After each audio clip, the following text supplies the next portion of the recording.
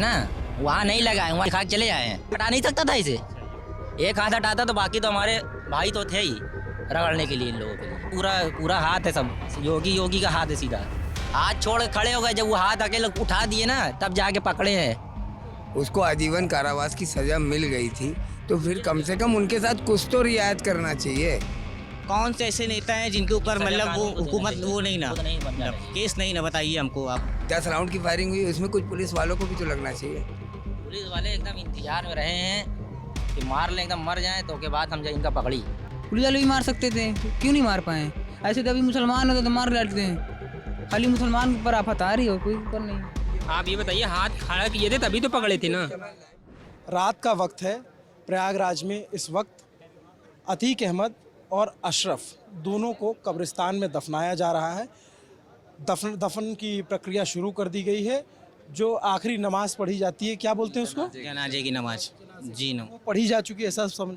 जी वो पढ़ी जा चुकी है। और ये कसारी मसारी का इलाका है, जहाँ पे आपको अगर याद हो तो 2 दिन पहले अतीक अहमद और अशरफ दोनों को पुलिस लेकर आई थी और पिस्तौल बरामद करने और कारतूस बरामद करने की खबर आई।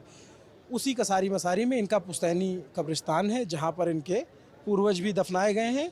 2-3 दिन पहले जब इनके अतीक के बेटे का इनकाउंटर हुआ असद का, तो उसको भी यहीं दफनाया गया। अब दोनों को दफनाया जा रहा है। आप लोग सब लोग कहाँ से हैं?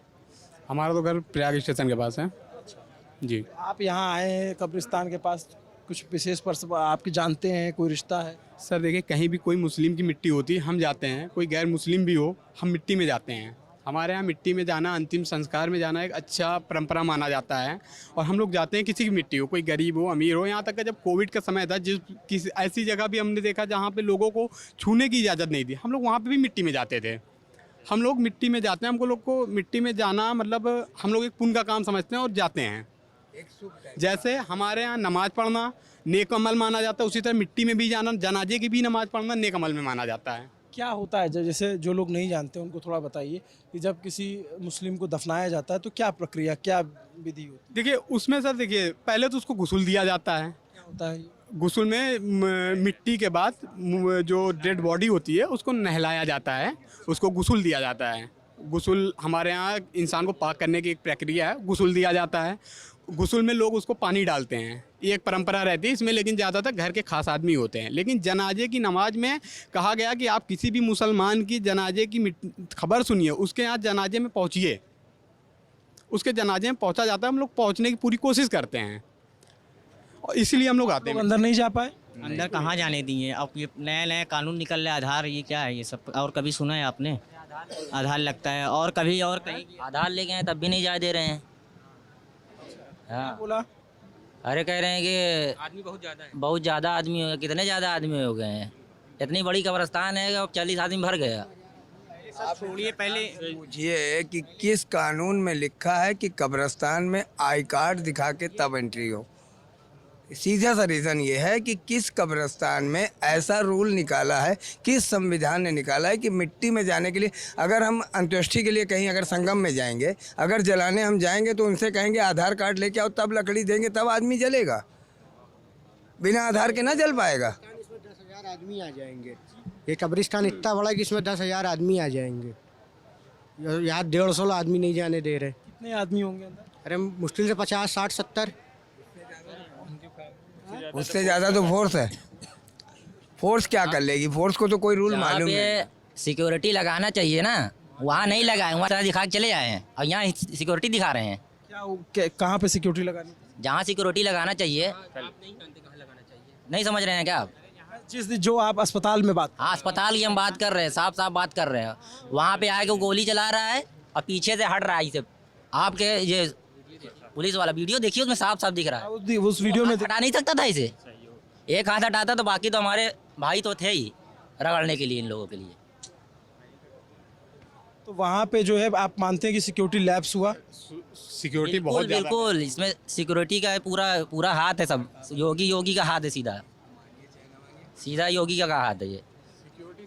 पुलिस की सिक्योरिटी सर इस तरह से गई, इशारे पे काम कर रही है, सीधी सी बात है। वो कह रहे हैं कि पुलिस वालों ने पीछे खींचा है और फिर पुलिस वालों ने पकड़ा उनको। जो नहीं, हाथ छोड़ खड़े हो गए, जब वो हाथ अकेले उठा दिए ना तब जाके पकड़े हैं। देखेंगे वीडियो, आप तो खुद ही देखे होंगे आप बताइए क्या किए थे? उसमें जो पहले तभी तो पकड़े थे ना। आप ये बताइए, हाथ खड़ा किए थे तभी तो पकड़े थे ना। माफिया अतीक और अशरफ को मेडिकल के लिए ले जाया जा रहा है।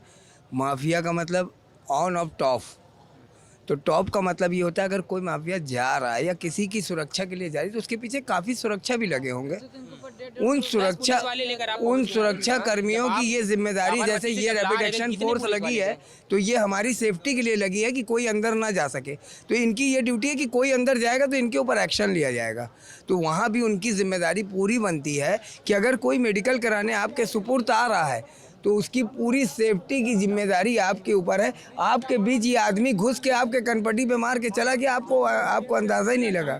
तो आप लोग जो वहाँ पे देखे सिक्योरिटी लैब्स की बात कर रहे हैं, पहले भी जो है उनको लाया गया था, इससे पहले भी उस अस्पताल में ले जाया गया था मेडिकल के लिए, फिर आप लोग पहले ही ले गए थे जी, तब तो मतलब कुछ नहीं हुआ। ये पूरी भैया देखिए, ये पूरा देखिए एक पूरा प्लान हो गया था कि वो आएगा, इसी समय आएगा।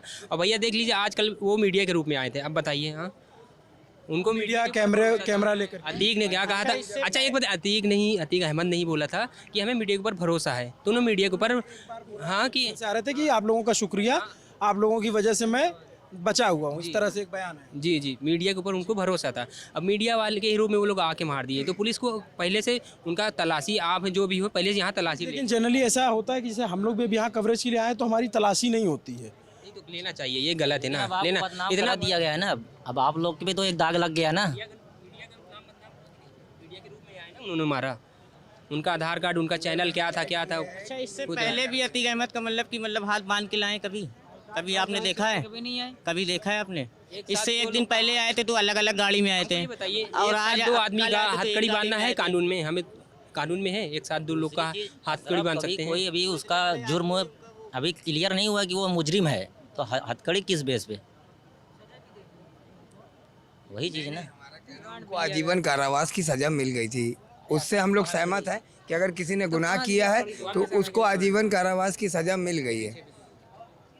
उसको आजीवन कारावास की सज़ा मिल गई थी तो फिर कम से कम उनके साथ कुछ तो रियायत करना चाहिए, उनको कुछ तो रियायत करना चाहिए कि बिल पहले दिन जब वो मेडिकल के लिए आए थे तो उनके साथ काफ़ी फोर्सें थी। अगर हमने किसी दिन, जैसे पहली बार जब वो आए थे तो उनके साथ फोर्सें ज़्यादा थी और कल जब आए हैं तो फोर्सें कम थी। पुलिस वालों से हमने ये सवाल किया कि भाई जब आप लोग पहले दिन आए तो उस दिन फोर्स ज़्यादा लेती है, दूसरे दिन जब आप लोग आए तो फोर्स कम थी, तो पुलिस ने ये कहा कि पहले दिन असद का इनकाउंटर हुआ था इसलिए सिक्योरिटी टाइट थी, दूसरे दिन रेगुलर रूटीन में ले गए थे। इस पे आप असद की मिट्टी भी तो थी नहीं, तो जिस दिन उसी दिन असद की मिट्टी हुई है, कल ही असद की मिट्टी हुई है, उसी दिन सांसद जी भी खत्म, कल ही असद की उसी दिन सांसद जी भी खत्म हो चुके हैं। 10:30 बजे असद का 10:30 बजे असद की मिट्टी हुई है, उसके बाद 9:30 बजे इनका। आप लोग क्या इधर आसपास के इलाके में उनको कैसे जानते हैं आप लोग अतीक अहमद को? उनका इतना बड़ा नाम है आप नहीं जानते? उनका इतना बड़ा नाम है आप नहीं जानते? हेल्पिंग नेचर था उनके वजह ना, गरीबों के मसीहा थे, समझ लो बस। लेकिन बाकी लोग तो माफिया कहते हैं उन्हें। माफिया विपक्ष वाले कहा थे ना, वो क्या बनाया है, उनको बना रहे हैं, उनका माफिया कहा थे, माफिया रहे नहीं ना। किया जा रहा है उनको, खाली बदनाम किया जा रहा है कि वो माफिया हैं वो, बस। उनके नालायक जो उनके रिश्तेदार हैं ना, वो सब उनका माफिया बना दिए नहीं। वो आदमी ठीक रहे, समझ गए ना। शादी कराना हो तो उनके पास जाने से ये नहीं पूछा जाता कि कौन जात के हो, कौन धर्म के हो। आप बेहिचक जाइए, पूरी शादी का खर्चा मेरे तरफ से। लेकिन उनके ऊपर भी कई सारे आरोप थे, जैसे राजू पाल का मर्डर हुआ, उसमें उमेश पाल के हत्याकांड में आप लोगों ने देखा होगा असद की तस्वीरें उसमें थी, वो सीसीटीवी फुटेज में दिख रहे थे गोली चलाते। उसको तो मैं मान रहा हूँ, ठीक है भाई, वो तो ठीक है। कौन से ऐसे नेता हैं जिनके ऊपर मतलब वो हुकूमत वो नहीं ना, मतलब केस नहीं ना? बताइए हमको, आप ही बताइए कौन से ऐसे मतलब नेता हैं जिनके ऊपर केस नहीं ना? यो पाल हत्याकांड में उनका फुटेज देखा गया, तो उसको कानून सजा देगी कि आप सजा देंगे? उसमें तो पुलिस ने इनकाउंटर किया और पुलिस ने वो तो आदेश था कि अगर इनको कहीं देखा जाए इन शूटरों को तो इनकाउंटर कर दिया जाए। चलिए वो एक नॉर्मली तौर उनका सर वायलेंस कहीं से भी गलत सही नहीं होता, चाहे वो उमेश पाल मारे गए हैं, लेकिन अगर ये कानूनी प्रक्रिया से अगर ये सज़ा दिलाई गई होती तो कानून व्यवस्था पे हमारा विश्वास बढ़ता, हमारा देश का संविधान विश्वास बढ़ता। यहाँ तो कानून व्यवस्था से विश्वास टूट गया ना। यहाँ तो हम कहते हैं उमेश पाल के साथ गलत हुआ, राजू पाल के साथ गलत हुआ, लेकिन अगर कानूनी प्रक्रिया से इनको सज़ा दिलाई, फांसी दिलाई जाती, हम आपके सपोर्ट करते हैं, हमको कोई तकलीफ ना होती। लेकिन ये इनकाउंटर हो, चाहे पुलिस की तरफ से वायलेंस हो, चाहे पब्लिक, सर वो तो क्रिमिनल थे ना, उनके पास 302 का केस चार्ज हुआ ना, फाइल चार्ज लगा ना 302 का, बिल्कुल 302 लगे। एक्स्ट्रा जो चार्जेस थे लगे ना, पुलिस वाले के ऊपर से कोई चार्ज लगेगा क्या? वायलेंस हुआ ना, वायलेंस के खिलाफ होना चाहिए सर। वायलेंस पुलिस ऐसा कह रही कि आत्मरक्षा में फायरिंग की, जो पुलिस की थी। सर पुलिस की थ्योरी है, लेकिन ये पुलिस भी आप भी जानते हैं कि ये थ्योरी कितना हद तक सही बैठता है। आप दिखा रहा कालबन अस्पताल में 18 नहीं 10 राउंड की फायरिंग। 10 राउंड की फायरिंग हुई, उसमें कुछ पुलिस वालों को भी तो लगना चाहिए। पुलिस वाले एकदम इंतजार में रहे हैं कि मार लें, एकदम मर जाएं तो के बाद हम जाए इनका पकड़ी। पहली गोली चलाते उतने पुलिस वाले काहे के लिए पुलिस है यार, भर्ती कर लिए प्यार से भरा हुआ है पुलिस को, मतलब हमारी सुरक्षा। हाँ, उनके पास असला नहीं रहा, उनके पास असला होता है वो मार देते हैं गोली, पीछे से पकड़ छोड़ कर रहे थे।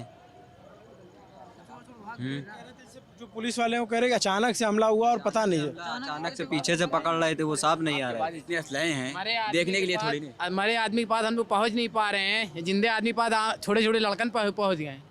अभी संसद जी अतीक अहमद मर चुके हैं, हमको उनके पास मिट्टी नहीं देने, हम पहुँच नहीं पा रहे हैं हमारे आदमी के पास, और जिंदे आदमी के पास लड़कन पहुँच गए। कैसे पहुँच गए? हम लोग को जाने देना मिट्टी में भी, जब वो जिंदे थे तो कहाँ कोई उनके, सब पहुँच रहे हैं, आम नाने लड़के पहुँच रहे हैं। अब इतनी समय वो मर गए हैं, इतनी समय वो खत्म हो गए, मर गए, मिट्टी में मिल गए, तो अब हम लोग क्या करें? अब तो हम लोग जा ही सकते हैं ना मिट्टी देने। अब बताइए, हम लोग जाने नहीं दे रहे हैं। पुलिस जो कह रही है कि सिक्योरिटी बंदोबस्त लगा रखा है, चूँकि उनकी पत्नी शाइस्ता वो भी नामजद है किसी मुकदमे में और वो फरार बताई जा रही, तो उनकी तलाश के लिए नकाब वाली जो नकाब पहन के उनको पकड़े ना, अब हम लोग नकाब पहने हुए हैं। कब्रिस्तान में सर फीमेल नहीं आती हैं, कब्रिस्तान के अंदर फीमेल नहीं जाएंगी, कब्रिस्तान के अंदर केवल मेल पर्सन जाता है, गुस्ल देने के लिए केवल मेल पर्सन जाएगा। फीमेल है तो फीमेल पर्सन नहलाती है, अगर मेल पर्सन है तो मेल पर्सन नहलाता है। किसी भी कब्रिस्तान में आपको फीमेल जाते हुए नहीं दिखेगी मिट्टी देने के लिए। कब्रिस्तान में सिक्योरिटी लगाने का कोई अगर ये तर्क है प्रशासन का या मीडिया का, तो ये तर्क बिल्कुल सही नहीं है। कब्रिस्तान में मेल पर्सन जाते हैं, फीमेल नहीं जाते। जैसे असद के इनकाउंटर के बाद जब मिट्टी हुई यहाँ पे तो कुछ महिलाएं आई हुई थी, प्रशासन द्वारा उनके घर पे नहीं जाने दिया गया, प्रशासन द्वारा मिट्टी डायरेक्ट कब्रिस्तान लाई गई, इसलिए महिलाएं आई होंगी।